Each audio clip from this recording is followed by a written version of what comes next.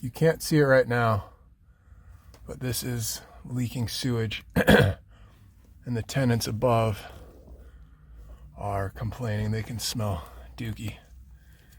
So we're gonna slice it right there.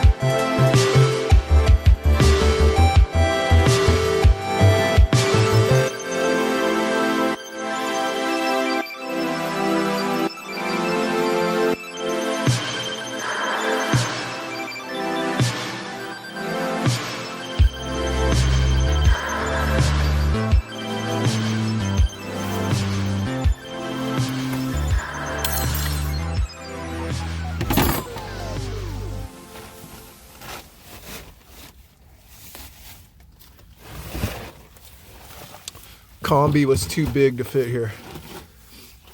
A Y with a 45 there just was not enough room, so long sweep with a clean out test tee right there, because that goes under concrete. That's it.